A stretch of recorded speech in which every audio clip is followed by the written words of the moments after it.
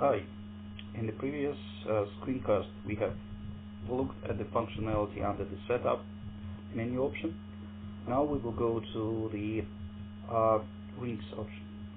So over here we actually start creating graphics. So first we'll detach the menu to make it more comfy, and we'll go through the create plus sections option. I will also detach it. So Planes Manager. Planes Manager, it is simply a link here to the core functionality which exists in core MineScape. So right now we don't need it, but just in case, you will not have to wander around the menus, but you will have this option to call the Plane Manager if you need. Define section elements.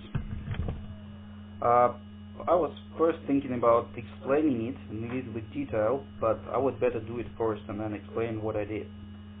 So we click on this. The form define section elements appears.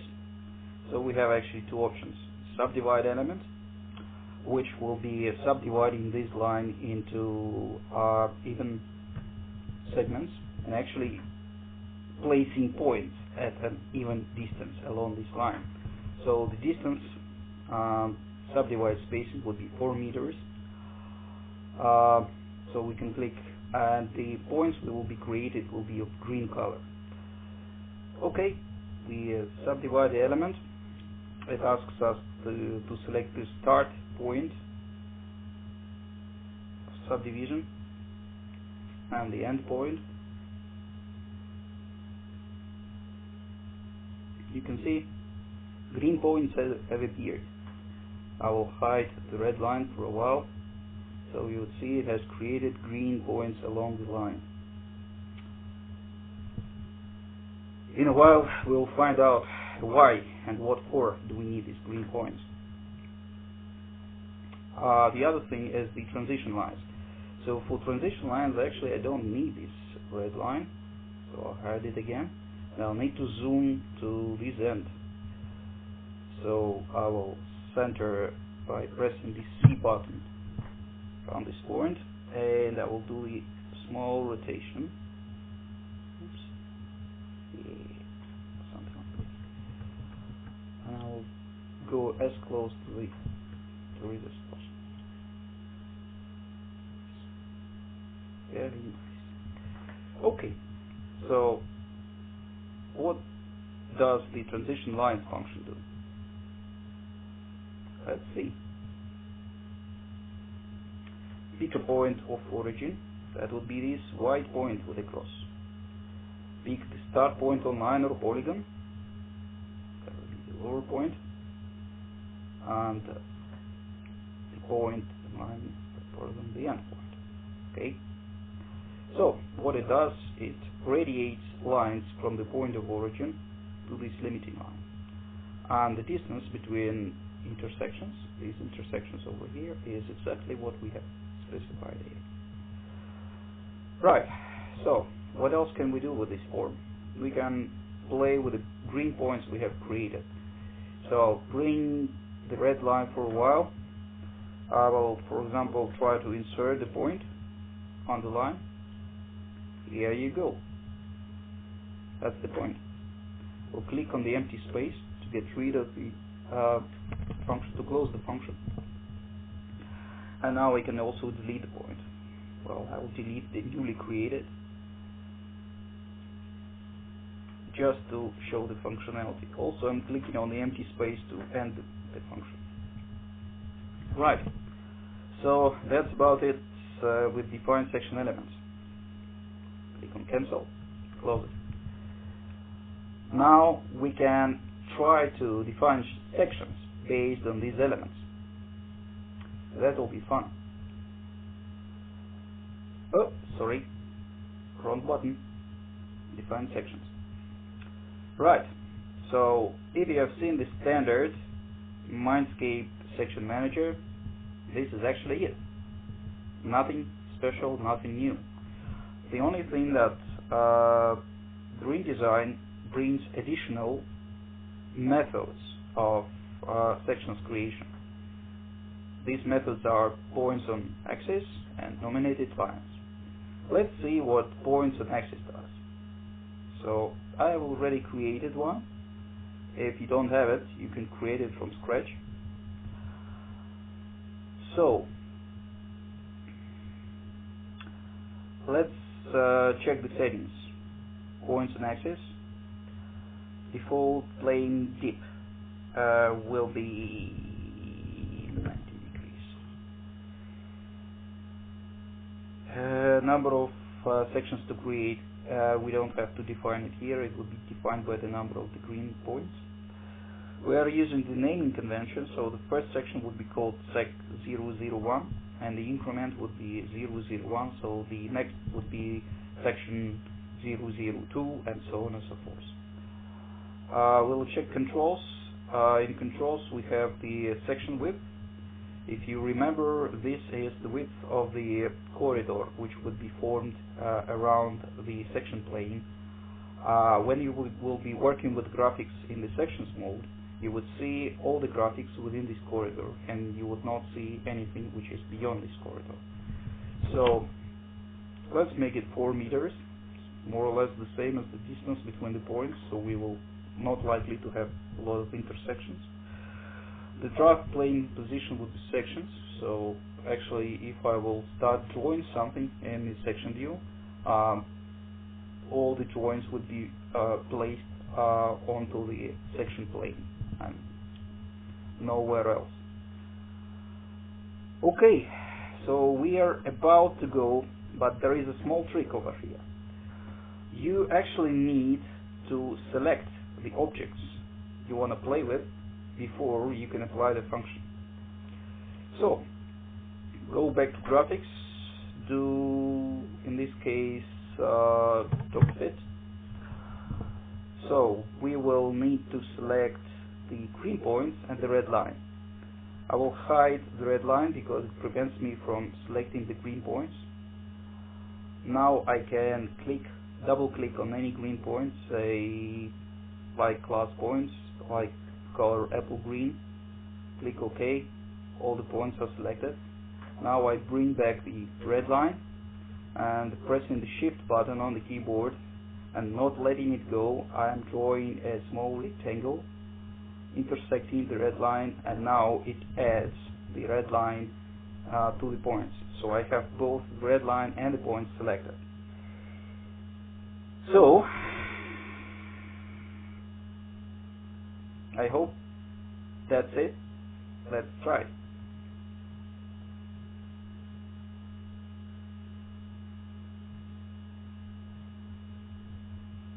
So it's not a very fast process, but why not? We have time. So you can see that it has created 33 sections. I will try to rotate it a little bit so you can see. Let's center at the middle of this and see what it does. Yeah, so it tries to create sections through the points more or less perpendicular to the neighboring segments. So that's about it. That's how it is creating the sections through points and axes. Okay, the result is more or less satisfactory. We will save it.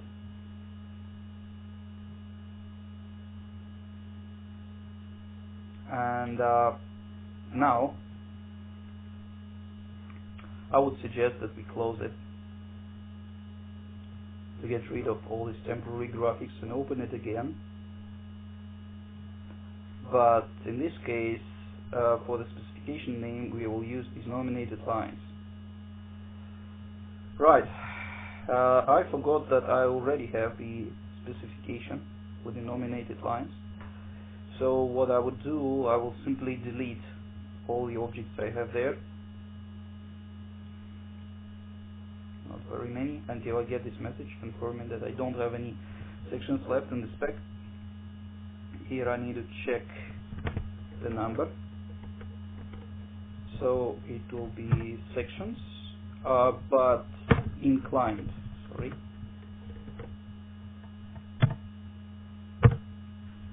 The I goes for inclined, and then goes the number. Not expecting a lot of inclined sections, but nevertheless. Here we have to change the nominated lines.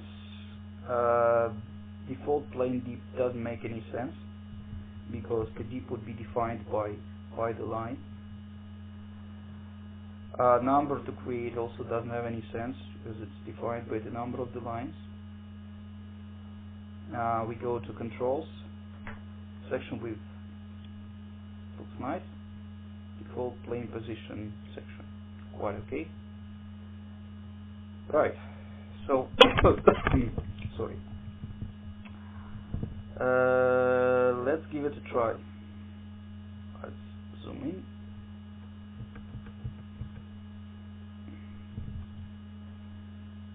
And I click apply. Please pick the axis line representing this section strike.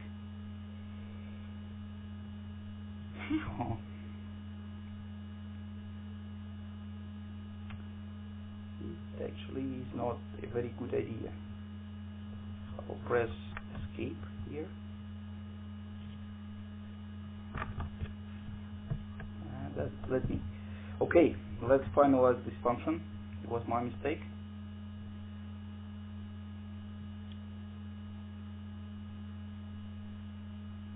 Okay, forget what I've said before. The default plane dip will be 0. Apply. Okay.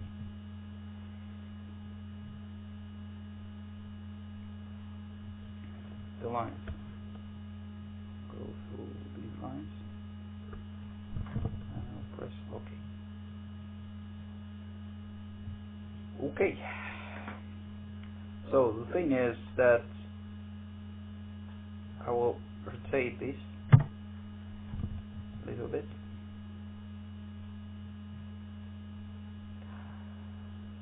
So it has created the series of section planes which are going along the lines I have created. But I definitely, to create a plane based on the line, I actually need also an angle on which this plane to be oriented in relevance to the line. And this angle I've specified here. So you can see that in this direction the plane is going horizontally, and in this direction the plane is going along the line. But if I would need a very complicated inclined sections, I could change the angle here, and the section would be really, really complicated. But okay, we have achieved certain success with creating sections based on points on axis and nominated lines. We've made a small mistake, but we've managed to overcome it. So let's save the result as well. So now we have two specs names, nominated line and points on axis, which we'll very intensively use in our future work. We close it, temporary graphics disappears, and what else can we do? Well, the next thing that we need to do is to analyze the wireframe graphics that we have in this project. Let's see what we have. I'll try to attach the triangle specs. I've prepared a triangle spec called all, and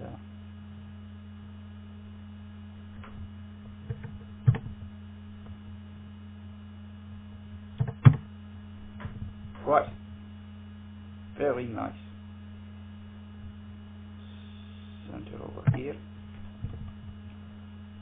So there's the line, the red line, and it ends somewhere over here. So what does it give us? It gives us the geometry of the existing drives. It gives us the geometry of the ore body above the drive. So we can create very accurate contours, drive contours, and also ore domains or ore body contours, which would help us to optimize the amount of blast holes we will have to drill. Okay, let's see how we can do it. I don't need this I will leave these three-dimensional graphics for the time being. I'll switch it off a little bit later, and I would use the section wireframes, which actually is the last option on the create blast sections menu. Okay, so it's again a standard functionality, create cross sections for wireframes. I'm using the triangle spec called all, just the one I'm looking at that I have attached as a reference. I will be outputting the data to the design file test. The layer by default will be blank, and I would be using the first I will have to do it actually for both specs. So let's do it for points and axis first. I'll delete this for the time being. So when I'm selecting the section spec over here, theoretically, if I right click on this field and go to row field down, I see all the section names I have in my spec. That's it. So I have it here, all of them, all 30 whatever, 2 sections. Also I need to check the controls. Well, if you remember, this works the following way. If I just put the section names here, it would take the design file, and for every section name it would create the output layer with the same name. And it would be putting the graphics from this section to this particular layer. Quite comfy. Okay, we'll go to controls to check it. The section plane dip would be 90 degrees, that's for sure. We're going to create vertical sections. Don't need any grid, Z interval, minimum or maximum level layers, nothing of the kind. The section display, this is essential because otherwise I will not see the created contours. And we need to tick the annotate file name and annotate layer as well. Okay, let's see how it works. Click apply.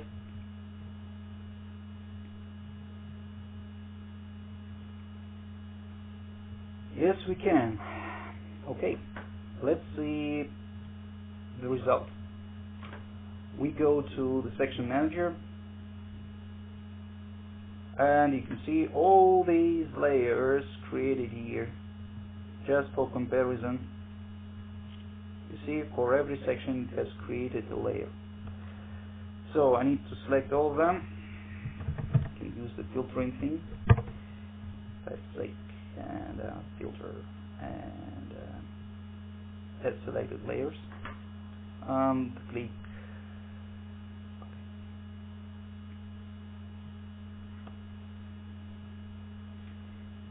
Yeah, that's what we have. That's what we have for this particular spec. Well, frankly speaking, I could have done it for the other spec as well, but as you can imagine, the planes are radiating from the point somewhere over here and going like this very intensively. So the contours in these section planes would be also going like this, and they will be interfering with my with my graphics. So to simplify it, I will simply not create them at the moment. But if you are doing the real job, you will have to go through it. Okay, let's close this. And now I can detach the reference. And you can see all the beauty of our nice sections. Good. Now what we have to do, we have actually finalized with the create blast sections. We need to somehow specify that we are going to use these sections as domains and drive contours. This is done by the manage domains function.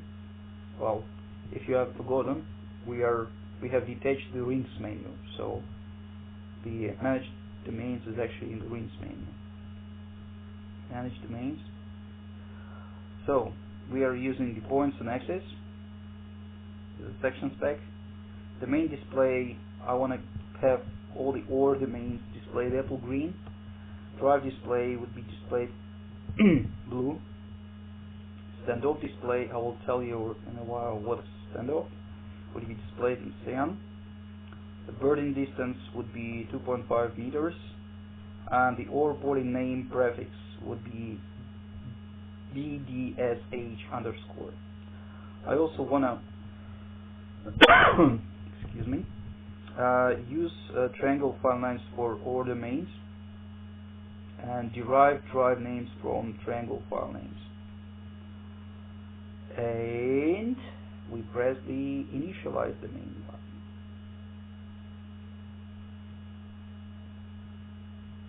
Voila. So drive is blue, OR is green. You see that the initialized domain has disappeared. Actually, the only way to recreate these domains would be to delete these graphics, preferably delete all the layers we have created, and use the section wireframes thing again to create the prototype polygons and then initialize them again. But that's okay. And also you can see that now we have the manual domain generation and automatic domain generation thing active, so we can play with it. Both this and this tool are used for correcting how the domains look like. Of course, you can use the standard edit or draw things, playing with the polygons before they are initialized. It's just the best way is the known way. If you feel more comfy using these tools, please be my guest. But once you have initialized, it's a very good idea to use only these tools to change the geometry of these objects. So over here I have already more or less prepared graphics, so I don't have to change a lot, but to give you an idea of the functionality, I would go through it very briefly. So I'll start with the automatic domain generation, because this function works when you are in real 3D working with the model. So I actually know that I would not drill the holes higher than a certain elevation. Let's say that this elevation is minus 115. I will type it and split by elevation. As you can see over here, we'll try to zoom in a little bit. For those domains that actually go higher than minus 115, it has created the split. So instead of one domain in every section, I have two, one below, one above. The other idea is split by horizontal point. Well, logically, to do the split by horizontal point, I need to do the press the top, which is T on the keyboard, and fit. So I'll have a top view and I will fit all the graphics. Let's say that I want to split by horizontal point. It says pick point at which to split the main vertically. I will try to fuse the points somewhere over here. Excuse me.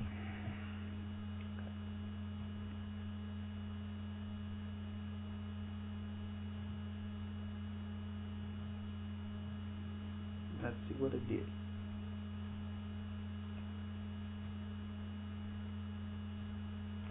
Well, it has created a plane perpendicular to the plane on which I have selected the point, and you see that it has simply created intersections with the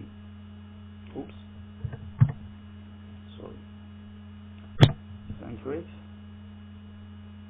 Yeah. So intersections with this plane.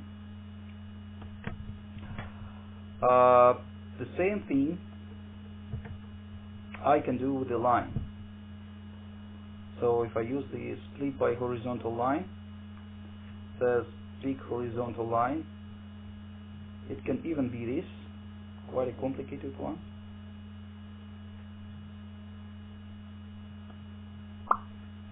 Okay, and you see it has created the horizontal split along the line. Very comfy tool. But that's about it, what we can do in this mode, meaning working with the three-dimensional graphics.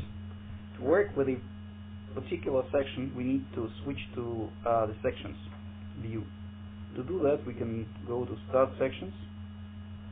It allows me to select the specification name, points and axes. And actually, I've analyzed all the graphics I have, and I've decided that the section 28 would be quite a representative one. So I would select it. Okay. Right. Stepping form menu appears. Very comfy. We will use it. And I will also switch on the annotations, and you will see that every single object is annotated.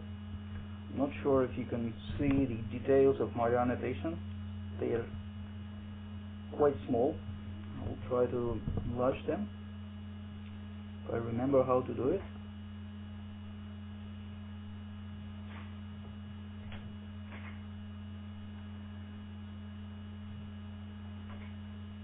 Okay, so that's employed. I will do it, say 0, 8, 5. Nah, too big. 0, 4. 5. Yeah, looks good enough.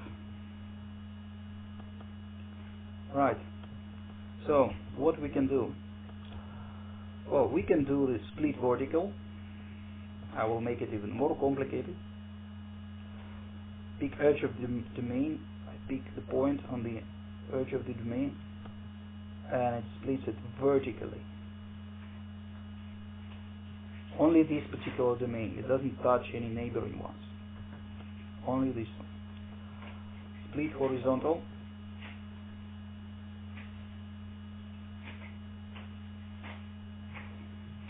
Just the same way, but in horizontal direction. Also pay attention that it actually does the creates a unique name for every created subdomain. It takes the name of the original domain and adds the suffix to it. And suffix is the letter of Latin alphabet. Right. Before examining the split line thing,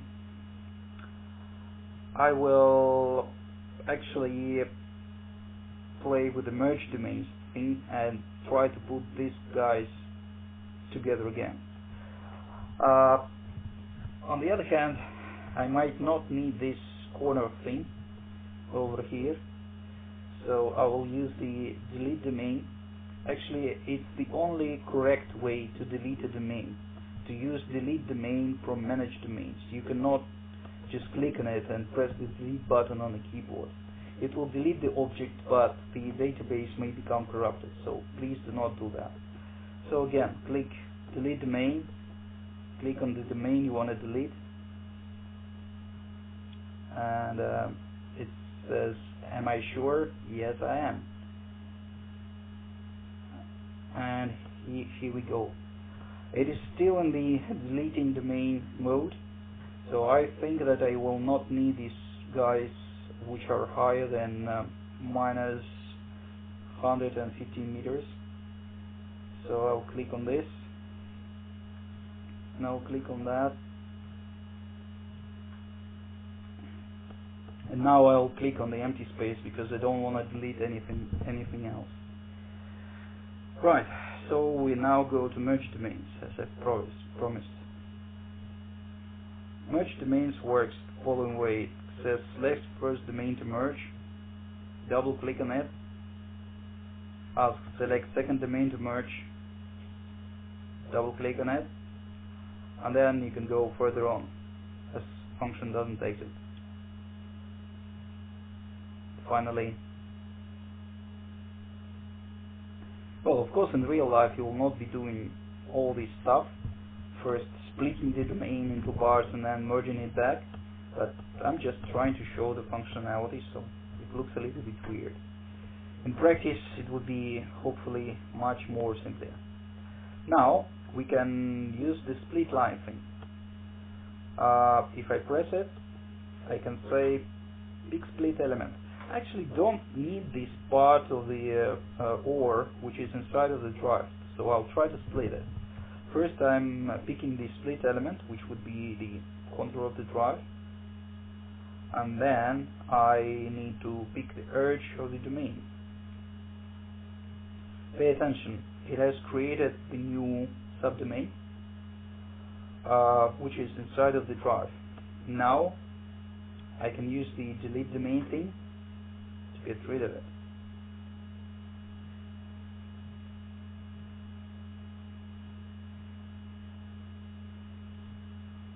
Now looks nice and sexy. Good. What else can we do here? Well, we've actually analyzed almost everything but the rename domain and standoff domain. Let's look at the rename domain. I don't need prefix anymore, suffix anymore, as far as I have only one domain, so I'll try to get rid of it. Rename domain, select domain to rename, logically. Click on it. It says the old domain name was H and the new domain name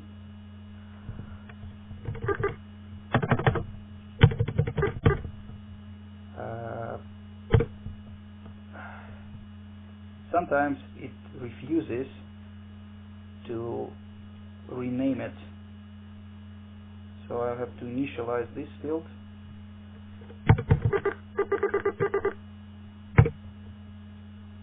Yeah, it works. So you see, we have successfully renamed the domain. Of course it would refuse to rename the domain if the name you are specifying already exists. Good. Now we are about to create a standoff domain. What is it? So basically what it does, it can create either standoff or shrinked polygon. Now let's give it a try. You'll see how it works. Standoff, big domain to standoff. Can it? No. Do you wish to merge? No. Voila. Don't be frightened with this thing, because this is actually specified by the drive.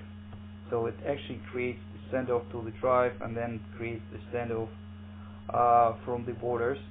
Of course, the size of my standoff is too big in this particular case, so I can make it smaller. So I will delete this.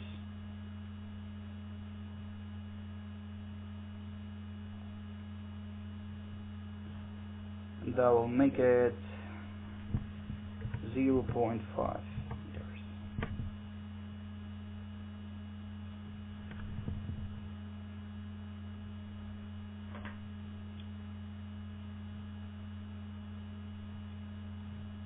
Yeah, looks much better. Quit. Okay, but there is another way how we can create the standoff domain, and more commonly used. So we do the delete domain,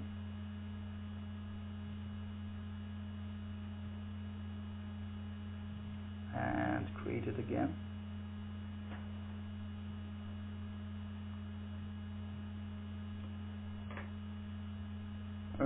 In this case we'll say yes. It says select the left edge of parent domain. We need to go a little bit further to the left. From the left edge, click here, then we'll go to the right, but click a little bit further to the right. Okay, that's the line, and then we need to select which side of the parent domain to merge. We will select the lower one, and you will see the result.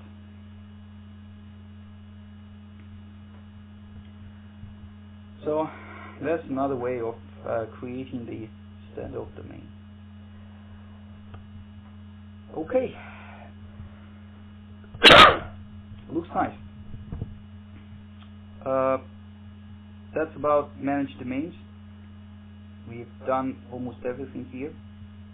Well, not almost, but everything. So we can cancel the form, and we can go through the remains of the menu. Well, actually, the stepping thing brings the stepping form. It can be the case that when working with the graphics, you somehow close the menu, but then you would like to bring it back, so you go to stepping, and it brings it back. Also, another option which you need is to select the current drive and domain, because if you're working in with not only one drive on one controller, but you can be working with several ones at the same time, you need to specify which particular drive and which particular domain you are working with. So you do it through the current drive domain, and you can graphically select what would be your working drive, and you are double clicking on the drive and its name appears in here. And you can also pick the domain. Well, whatever you want. You can use the offset domain as well, I guess.